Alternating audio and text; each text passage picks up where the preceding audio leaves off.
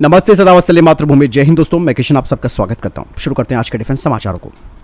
चलिए बढ़ते पहले डिफेंस अपडेट की तरफ, जो कि राफेल मरीन फाइटर जेट को लेकर आ रही है। भारत और फ्रांस के बीच में 26 राफेल मरीन फाइटर जेट को लेकर बातचीत चल रही है। इसके लिए बाकायदा फ्रांस का एक डेलीगेशन भारत आया हुआ है, जिसमें कि अगले 10 से 12 दिनों में ये चर्चा चल सकती है। दरअसल भारतीय नौसेना Rafale marine fighter jet deal के लिए बेस प्राइस उसी को रखना चाहती है जो 2016 में इंडियन एयरफोर्स के लिए 36 राफेल फाइटर जेट सौदे में इस्तेमाल किया गया था।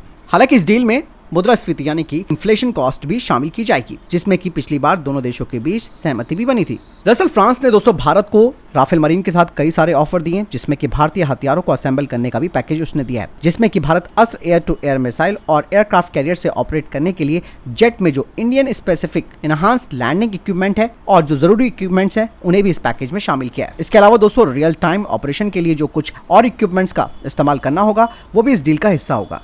वहीं डिफेंस एक्सपर्ट्स का कहना है कि अगर ये डील फाइनल हो जाती है तो राफेल एम की पहली खेप भी आने में करीबन 2 से 3 सालों का और वक्त लग सकता है। दरअसल दोस्तों फ्रांस की तरफ से राफेल मरीन की जो डील है वो 50,000 करोड़ रुपए से अधिक की होने वाली है, इसलिए भारत प्राइस नेगोशिएशन को लेकर लगातार बातचीत कर रहा है।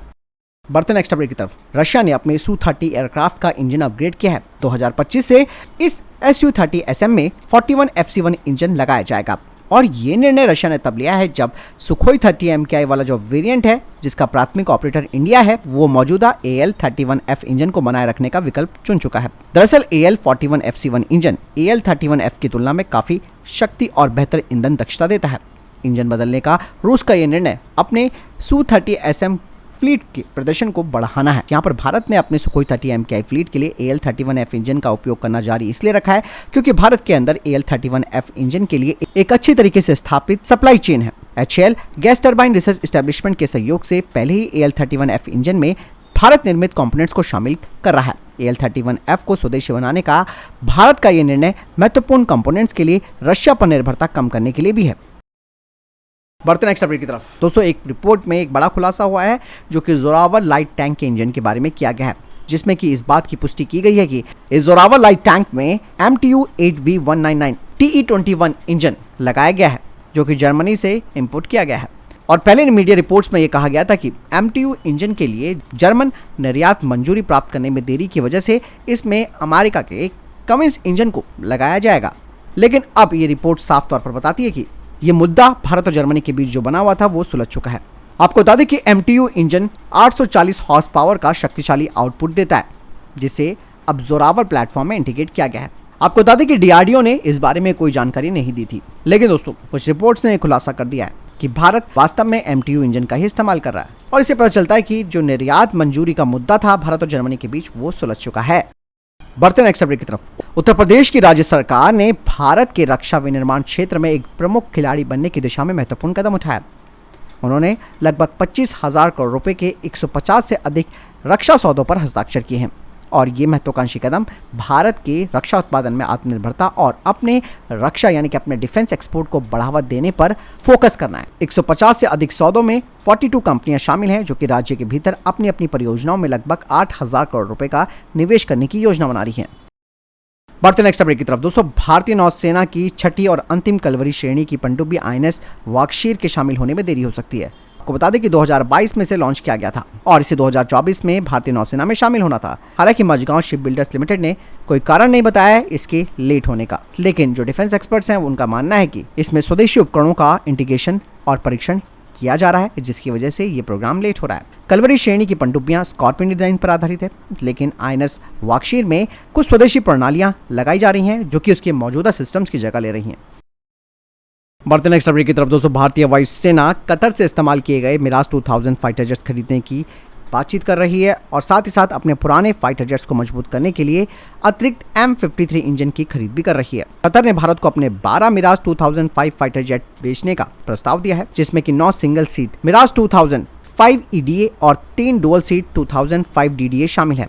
और ये ऑफर भारत के लिए काफी आकर्षक भी है, क्योंकि ये fighter jet 14 schema M53P2 after burner turbofan engine के साथ आते हैं, जो कि भारतीय वायुसेना के मौजूदा मिराज 2000 बेड़े के परिचालन जीवन को बढ़ाने के लिए काफी महत्वपूर्ण कंपोनेंट है।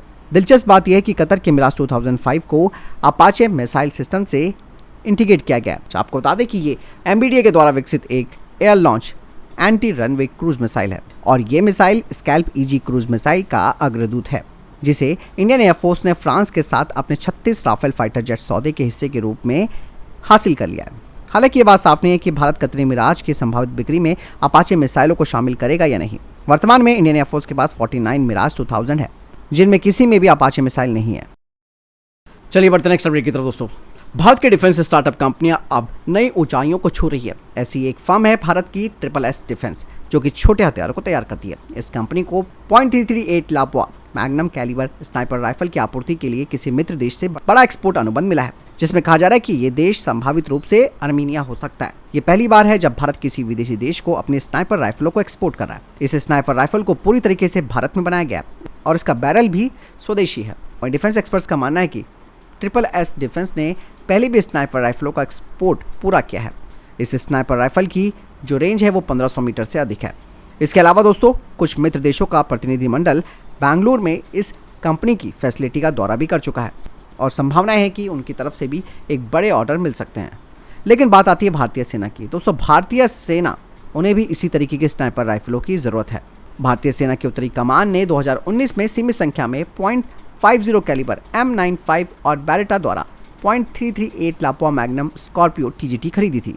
लेकिन लगभग 4500 स्नाइपर राइफलों का जो बड़ा ऑर्डर है वो अभी भी लंबित पड़ा हुआ है। अभी इनके परीक्षण भी शुरू नहीं हुए। ऐसे में भारत की इस कंपनी के पास एक अच्छा अनुभव है जो भारतीय सेना की मांग को पूरा कर सकता है। चलिए बढ़ते हैं नेक्स्ट अपडेट की तरफ, जो कि जोरावर लाइट टैंक को ही लेकर आ रही है। दोस्तों भारत का जोरावर लाइट टैंक का मुकाबला चाइना के टाइप 15 से हो सकता है।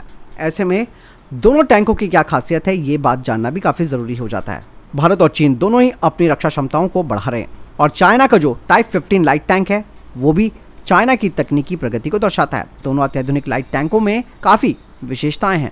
वहीं अगर जोरावर लाइट टैंक की खासियतों की बात की जाए, ये एक वर्सेटाइल प्लेटफॉर्म है और इस टैंक का high power to weight ratio है, सुपीरियर फायर पावर है, प्रोटेक्शन है, सर्विलांस और इनहांस कम्युनिकेशन क्षमता है। इसके अलावा इसकी लीथल फायर पावर है। ये दुश्मनों के आर्मर्ड और कम उड़ान वाले हेलीकॉप्टर को आसानी से खत्म कर सकता है, साथ ही साथ उनके किलेबंदी को भी ध्वस्त कर सकता है। इसकी स्पीड 70 किलोमीटर प्रति घंटा है और ये एम्फीबियस क्षमताओं के साथ है। टैंक 3 लोगों के चालक के द्वारा संचालित होता है, जिससे कि ऑपरेशनल दक्षता और जनशक्ति की आवश्यकता सुनिश्चित होती है। इसे हवा, रेल और सड़क के द्वारा ट्रांसपोर्ट किया जा सकता है। वहीं चाइना का जो टाइप 15 लाइट टैंक है, इसकी उन्नत मारक क्षमता है।